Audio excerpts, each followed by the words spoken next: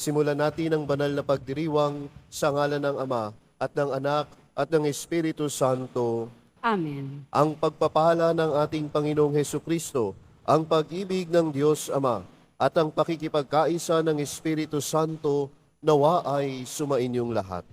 At sumaiyo rin. Mga kapatid, aminin natin ang ating mga kasalanan upang tayo ay maging marapat gumanap sa banal na pagdiriwang. Inaamin ko sa makapangyarihang Diyos At sa inyo, mga kapatid, naluba ako nagkasala sa isip, sa salita, sa gawa, at sa aking pagkukulang. Kaya isinasamo ko sa mahal na Birheng Maria, sa lahat ng mga anghel at mga banal, at sa inyo, mga kapatid, na ako'y panalangin sa Panginoong ating Diyos. kaawaan tayo ng makapangyarihang Diyos, patawarin tayo sa ating mga kasalanan, at patnubayan tayo sa buhay na walang hanggan.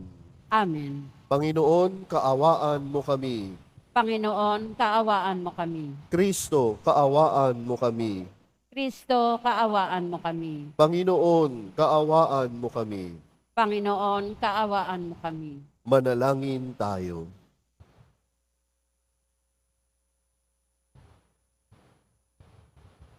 Ama naming makapangyarihan, sa pagdiriwang namin sa pagsilang sa kalangitan, umunlad nawa kami sa katurungang itinuro niya upang matularan namin ang maalab niyang pag-ibig sa iyo. Sa pamamagitan ni Hesukristo, kasama ng Espiritu Santo, magpasawalang hanggan. Amen. Magsiupo muna ang lahat. Pagbasa mula sa aklat ni Propeta Isaías. Mga pinuno ng Sodoma, pakinggan ninyo ang sinasabi ng Panginoon. Mga namamayan sa Gomora, pakinggan ninyo ang aral ng ating Diyos. Ang sabi niya, walang halaga sa akin ang dami ng inyong mga handog. Sawa na ako sa mga tupang sinusunog at sa taba ng bakang inihahandog. Hindi ako nalulugod sa dugo ng mga toro at ng mga kambing. Sino ang may sabi sa inyong magdala niyan sa harap ko? Sino ang may utos sa inyong magparuot parito sa aking templo? Huwag na kayong maghahandog ng paimbabaw. Nasusuklam ako sa usok niyan. Nababagot na ako sa inyong mga pagtitipon kung pista ng bagong buwan at araw ng pamamahinga dahil sa pananatili ninyo sa inyong kasalanan. Labis akong nasusuklam sa inyong pagdiriwang ng bagong buwan at iba pang kapistahan. Suyang-suya na ako sa mga iyan at hindi ko na matatagalan. Kapag kayo'y tumawag sa akin, ibabaling ko sa malayo ang aking mukha. Hindi ko kayo papansinin, kahit na kayo'y manalangin ng manalangin. Hindi ko kayo pakikinggan, sapagkat marami kayong inutang na buhay. Magpakabuti na kayo, magbalik loob sa akin. Talikdan na ninyo ang masasamang gawain. Tumigil na kayo ng paggawa ng masama. Pag-aralan ninyong gumawa ng mabuti. Pairalin ang katarungan. Itigil ang pang-aapi. Tulungan ang mga ulila. Ipagtanggol ang mga balo. Ang salita ng Diyos. Salamat sa Diyos. Ang masunurin sa Diyos ay sasagipin niyang lubos. Ang masunurin sa Diyos ay sasagipin niyang lubos. Hindi ako nagagalit dahil sa inyong handog, ni sa inyong mga hain sa dambanay sinusunog. Bagamat ang mga toro'y hindi ko na kailangan, maging iyang mga kambing at ang inyong mga kawan. Ang masunurin sa Diyos ay sasagipin niyang lubos. Bakit ninyo inuusal yaong aking mga utos? At bakit ang paksa ninyo ay sa tipan natutungod? Pag kayo ay tinuwid, agad kayong napupuot at niayaw na tanggapin yaong aking mga utos. Ang masunurin sa Diyos ay sasagipin niyang lubos. Kahit ito ay ginawa, hindi kayo alumana. Kaya naman ang akala kayo't ako'y magkaisa. Ngunit ngayon, panahon ng kayo'y aking pagwikaan upang inyong maunawa ang ginawang kamalian.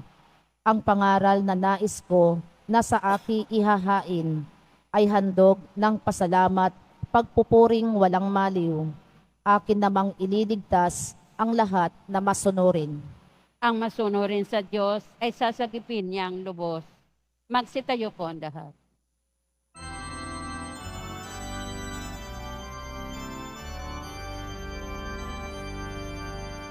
Hallelujah, Hallelujah, Hallelujah, Hallelujah. Mapalad ang inuusig sa gawang puspos ng bait, pagkat may kakamting langit. Hallelujah, Hallelujah, Hallelujah, Hallelujah. Sumainyo ang Panginoon. At sumaiyo rin. Ang mabuting balita ng Panginoon ayon kay San Mateo. Papuri sa iyo, Panginoon. Noong panahong iyon, sinabi ni Jesus sa kanyang mga apostol, "Huwag ninyong isiping naparito ako upang magdala ng kapayapaan sa lupa. Naparito ako upang magdala ng tabak, hindi kapayapaan. Sapagkat naparito ako upang papaglabanin ang anak na lalaki at ang kanyang ama, ang anak na babae at ang kanyang ina, ang manugang na babae at ang kanyang biyenang babae, at ang kaaway ng isang tao'y ang kanya na ring kasambahay. Ang umiibig sa ama o sa ina ng higit sa akin ay hindi karapat-dapat sa akin, at ang umiibig sa anak na lalaki o babae ng higit sa akin ay hindi karapat-dapat sa akin. Ang hindi nagpapasa ng kanyang krus at sumusunod sa akin ay hindi karapat-dapat sa akin. Ang nag-iingat ng kanyang buhay ay siyang mawawala nito, at ang nawawala ng kanyang buhay dahil sa akin ay magkakamit nito. Ang tumatanggap sa inyo ay tumatanggap sa akin, at ang tumatanggap sa akin ay tumatanggap sa nagsugo sa akin.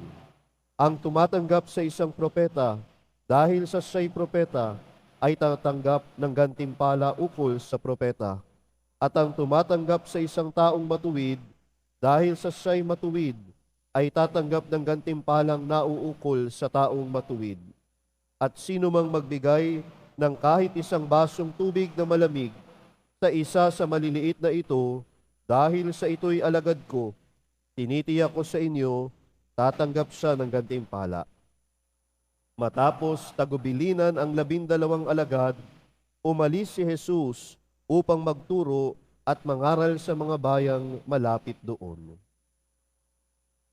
Ang mabuting balita ng Panginoon. Pinupuri ka namin, Panginoong Heso Kristo. Magsiupo muna ang lahat. Magandang umaga po sa inyong lahat. Maaari nyo bang ngitian ang inyong mga katabi at sabihin sa katabi, mahal ka ng Diyos. Sa ating ebanghelyo ngayong araw, tila ba kakaiba ang mga narinig natin kay Jesus kumpara sa kanyang karaniwang mensahe ng kapayapaan. Sinabi ni Jesus na dumating siya hindi upang magdala ng kapayapaan, kundi ng tabak, na nagmumungkahi ng pagkakahati-hati kahit sa loob ng mga pamilya. Mga kapatid, ipinapaalala nito sa mga nagnanais sa sumunod kay Jesus na ang pagiging alagad ni Jesus, ang pagiging tagasunod ni Jesus ay nangangailangan ng matinding katapatan, higit sa anumang relasyon o kaginhawahan sa mundo. Kaya nga, ngayong araw na ito, magandang tanungin natin ang ating sarili. Kamusta ba ang ating pakikipag-ugnayan kay Jesus? Kamusta ba ang iyong personal relationship with Jesus? May lalim ba? Pinahahalagahan mo ba ang iyong ugnayan kay Jesus? Si Jesus ba ang laging una sa iyong buhay? Ipinapakita ni Jesus na dapat natin unahin ang ugnayan sa Kanya higit sa lahat. Ang pagsunod kay Jesus ay nangangailangan ng pagsasakripisyo, kahit pa ito ay magdulot ng di pagkakaunawaan. Kaya nga dapat, laging si Jesus ang una sa buhay natin. Si Jesus ang sentro ng ating buhay. Kay Jesus, nakaugat ang lahat.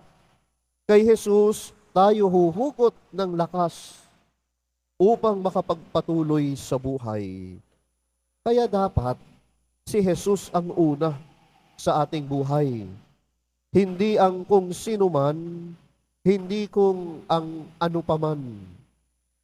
Kaso, tila ba minsan, nababaliktad na. Maaalala lang si Jesus kapag may sakit lang. Maaalala lang si Jesus kapag naghihirap lang. Naaalala lang magdasal kay Jesus kapag may problema na lang. Naaalala lang lumapit kay Jesus kapag ka may hihilingin lang. Sana, sa buhay natin, sa kagalakan at kalungkutan, si Jesus ang kapiling. Sa tuwa at pagkalugmok, si Jesus ang kinakapitan.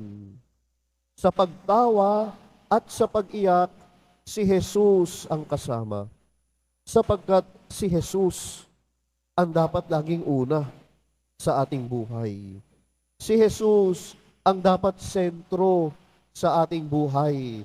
At hindi ikaw, hindi ako, kung hindi si Jesus. At mga minamahal na kapatid, kung si Jesus ang una sa buhay natin, tayo ay handa na laging bitbitin at dalhin ang krus. Sapagkat ang pagkuha at pagpasa ng krus ay simbolo ng pagtanggap sa mga paghihirap at pagsubok na kaakibat ng pagsunod kay Jesus. Ito ay tanda ng tunay na debosyon at pagtalikod sa sariling kagustuhan para sa mas mataas na layunin. Tayong mga deboto ng mahal na pong Jesus Nazareno, kinakailangan laging handa na pasanin ang krus. Laging handa na harapin ang mga paghihirap, pagsubok at paglimot sa sarili upang si Jesus ay maipakilala sa sanlibutan. Sa pagpasa natin ng krus sa buhay, sa pagtanggap natin ng krus ng pagsunod kay Jesus, ipinapakita natin na tayo ay handa ng limutin ng sarili. Tayo ay handang maghirap at talikuran ng iba upang ang mga aral ni Jesus, ang mahal na pong Jesus Nazareno, ay maipahayag sa sanlibutan. Sapagkat hindi lahat ay tatanggap sa kanyang turo. Marami ang tumatalikod sapagkat ayaw magpatawad. Marami ang tumatalikod sapagkat hindi kayang panindigan ang katotohanan. Marami ang nagbibingi-bingihan sapagkat hindi kayang isabuhay ang aral ni Jesus. Ikaw, handa ka bang tanggapin ang krus? Handa ka bang magpasa ng krus? Handa mo bang limutin ang iyong sarili para kay Jesus? O tatalikod ka din? O baka naman magbibingi-bingihan ka na lang din? Tanggapin natin ang krus. Tanggapin natin ang aral ni Jesus. Tanggapin natin ang mga tagasunod ni Jesus. Sapagkat ang pagtanggap sa mga tagasunod ni Jesus ay katumbas ng pagtanggap kay Jesus at sa Diyos Ama. At kahit simpleng gawa ng kabutihan, narinig natin sa Ebanghelyo ngayon, tulad ng pagbibigay ng malamig na tubig, ay may malaking halaga sa kaharian ng Diyos. Kaya, Huwag tayong magsawa na gumawa ng mabuti sa ating kapwa. Narinig din natin ito sa ating unang pagbasa. Sapagkat ang lahat ng kabutihan na ginagawa natin sa ating kapwa ay hindi nasasayang. Kaya lagi tayong gumawa ng mabuti. Lagi natin makita si Jesus sa ating kapwa. Kaya nga, gusto mo bang tunay na maging masaya? Live a life of joy. And how do you spell the word joy? J-O-Y. Jesus first, others next, and yourself last. Do you want to live a life of joy? Laging unahin si Jesus. Jesus first. Si Jesus ang sentro ng iyong buhay. Ang tunay na pagmamahal at katapatan kay Jesus ay nasusubok sa mga panahon ng kahirapan. Pero si Jesus pa rin dapat ang una sa ating buhay. Jesus first, others next. Laging gumawa ng mabuti sa kapwa. Huwag mapagod na maging mabuti. And yourself last. Panghuli ang sarili. Paglimot sa sarili upang si Jesus ang manguna at ang kapwa ay matulungan. Sa gantong pamamaraan ng pamumuhay, tunay na ligaya ang mararanasan. Isang kagalakan na walang makapapantay. Live a life of joy. Jesus first, others next, and yourself last. Sapagkat kay Jesus lamang natin ito matatagpuan. So that in all things, God may be glorified. Amen. Tumayo po ang lahat.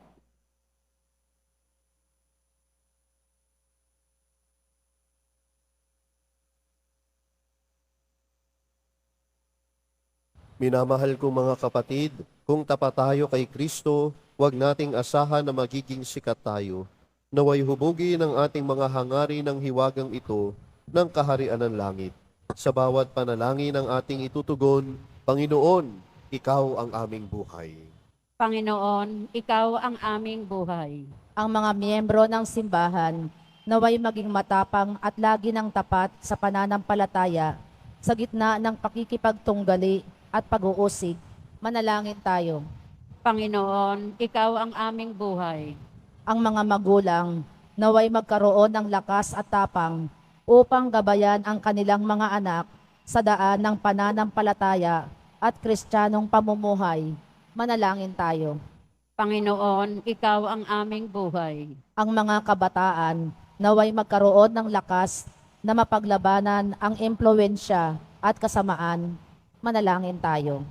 Panginoon, Ikaw ang aming buhay. Ang mga may sakit, mga nalulumbay, mga naliligalig, at yaong nagdurusa sa isip at katawan, naway hipuin ng Panginoon. Manalangin tayo. Panginoon, Ikaw ang aming buhay. Yaong mga namayapa, naway maging masayang walang hanggan sa kaharian ng Diyos Ama. Manalangin tayo. Panginoon, Ikaw ang aming buhay. Tahimik nating banggitin ang ating mga dalangin at mga kahilingan. Ama naming Diyos, ipinadala mo ang iyong anak upang tulungan kami sa aming mga pakikibakas sa buhay. Bigyan mo kami ng kapanatagan sa kabila ng aming pagdurusa at bigyan mo kami ng lakas na kumilos ng mayroong pananalig sa iyong salita. Hinihiling namin ito sa pamagitan ni Kristong aming Panginoon. Amen. Magsiupo muna ang lahat.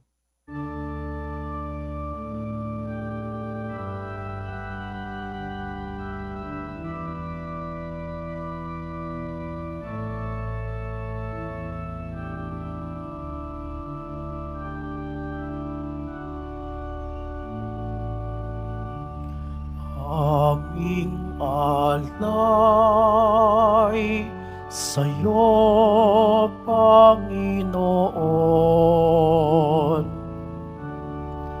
Ang tinapay at alak na iyong kaloob upang gunitain ang iyong buhay na inialay ng tayo'y magdiwang bilang isang sambayanan.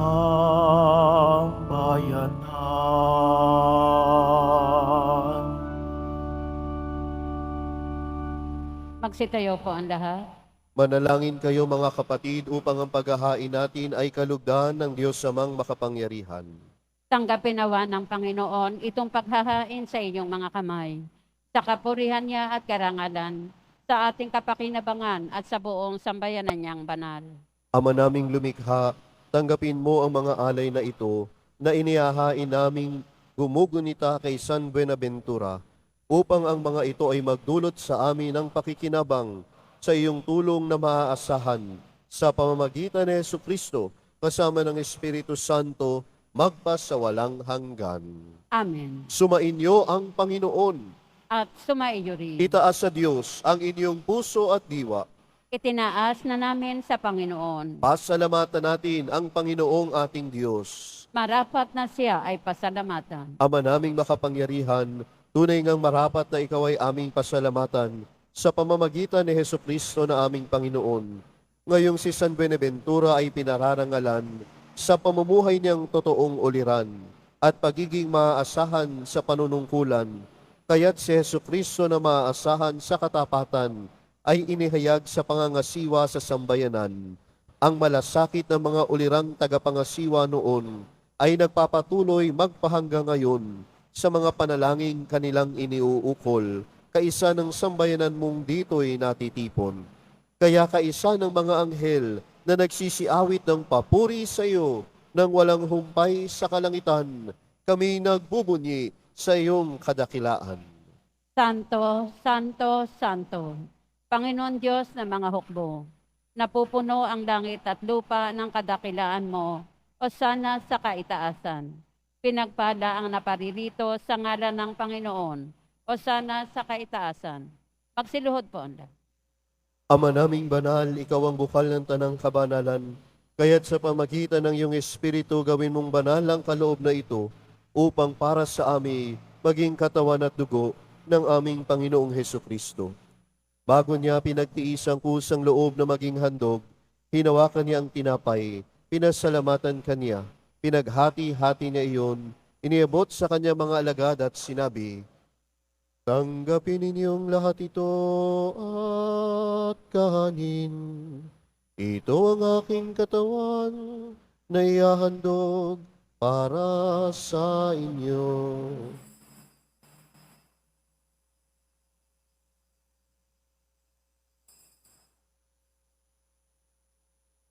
Gayun din naman nung matapos ang hapunan, hinawakan niya ang kalis. Muli kanyang pinasalamatan. Iniabot niya ang kalis sa kanyang mga alagad at sinabi, "Tanggapin ninyong lahat ito at inumin. Ito ang kalis ng aking dugo, ng bago at walang hanggang tipan. Ang aking dugo na ibubuhos para sa inyo at para sa lahat, sa ikapagpapatawad ng mga kasalanan. Gawin ninyo ito sa pag-alala sa akin."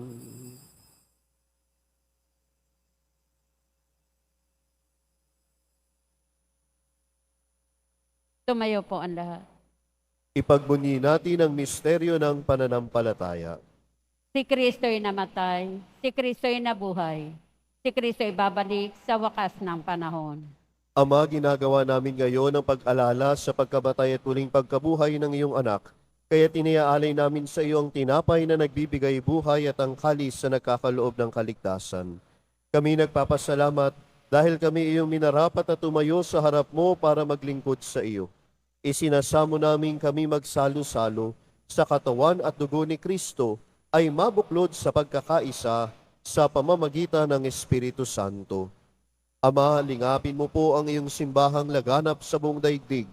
Puspusin mo kami sa pag-ibig, kaisa ni Francisco na aming Papa, ni Jose na aming Obispo, at ng Tanang Kaparian. Alalahanin mo rin ang mga kapatid naming nahimlay nang may pag-asang sila'y muling mabubuhay, gayon din ang lahat ng mga pumanaw. Kaawaan mo sila at patuloyin sa iyong kaliwanagan. Kaawaan mo at maging tapatin kaming lahat na makasalo sa iyong buhay na walang wakas. Kaisa ng mahal na Birheng Maria na ina ng Diyos, ng kabiyak na puso niyang si San Jose, kaisa ng mga apostol ni San Juan Bautista, ni Amang San Benito, Santa Teresita, San Buenaventura, at ng lahat ng mga banal na namuhay dito sa daigdig ng kalugod-lugod sa iyo. Maipagdiwang nawa namin ang pagpupuri sa ikararangal mo sa pamamagitan ng iyong anak na aming Panginoong Heso Kristo. Sa pamamagitan ni Kristo, kasama niya at sa Kanya, ang lahat ng parangal at papuri ay sa iyo, Diyos amang makapangyarihan, kasama ng Espiritu Santo, magpa sa walang hanggan. Amen. Sa tagubiling ng mga nakagagaling na utos at turo ni Jesus na Panginoon natin at Diyos, ipahayag natin ang lakas loob. Ama namin, Sumasalangit ka, sambahin ang ngalan mo. Mapasa amin ang kaharian mo, sundin ang loob mo dito sa lupa para nan sa langit. Bigyan mo kami ngayon ng aming kakanin sa araw-araw, at patawarin mo kami sa aming mga sala, para ng pagpapatawad namin sa nagkakasala sa amin. At huwag mo kaming ipahintulot sa tukso, at iadya mo kami sa lahat ng masama. hinihiling namin kami adya sa lahat ng masama, pagkalooban ng kapayapaan araw-araw, iligtas sa kasalanan at ilayo sa lahat ng kapahamakan, samantalang aming pinananabikan ang dakilang araw ng pagpapahayag ng tagapagligtas naming si Heso Kristo. Sapagkat iyo ang kaharian at ang kapangyarihan at ang kapurihan magpakailanman. Amen. Panginoong Heso Kristo, sinabi mo sa iyong mga apostol, kapayapaan ang iniiwan ko sa inyo, ang aking kapayapaan ang ibinibigay ko sa inyo. Tunghayan mo ang aming pananampalataya at wag ang napakarami naming pagkakasala. Pagkalooban mo kami ng kapayapaan at pagkakaisa ayon sa iyong kalooban, kasama ng Espiritu Santo, magpasawalang hanggan. Amen. Ang kapayapaan ng Panginoon, nawa ay laging sumainyo. At sumaiyo rin. Magbigayan kayo ng kapayapaan sa isa't isa. Peace be with you. Kordero ng Diyos na nag-aalis ng mga kasalanan ng sanlibutan, maawa ka sa amin. Kordero ng Diyos na nag-aalis ng mga kasalanan ng sanlibutan, maawa ka sa amin. Kordero ng Diyos na nag-aalis ng mga kasalanan ng sanlibutan, ipagkaloob mo sa amin ang kapayapaan. Magsiluhod po ang lahat. Ito ang kordero ng Diyos, ito ang nag-aalis ang kasalanan ng sanlibutan. Mapalad ang mga inaanyayahan sa kanyang piging. Panginoon, hindi ako karapat-dapat na magpatuloy sa iyo, ngunit sa isang salita mo lamang ay gagaling na ako. Pagsandang nawa ko ng katawan tubo ni Kristo hanggang sa buhay na walang hanggan.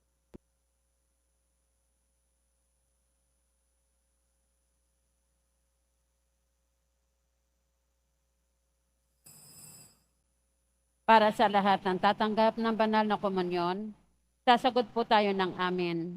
Pagkasabi ng pari o ng lay minister ng katawan ni Kristo at isubo agad sa bibig bago umalis sa harapan ng pari o lay minister. Sumunod po tayo.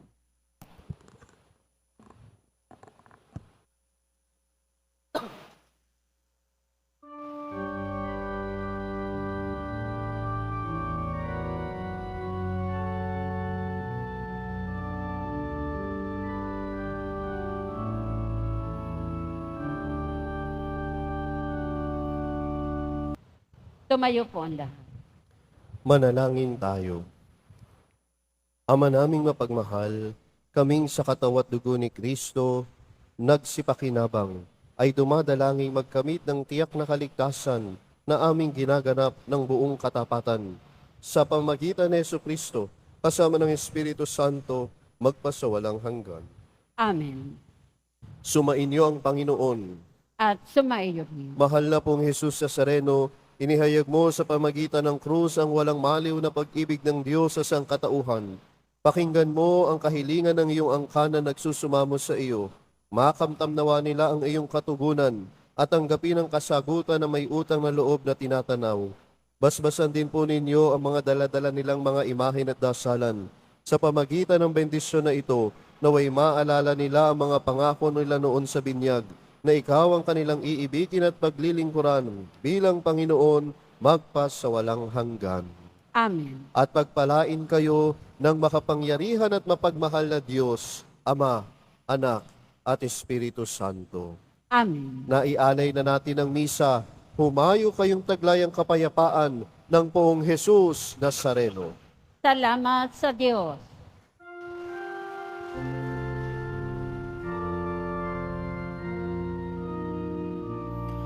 Nuestro Padre Jesus Nazareno, sinasamba ka namin.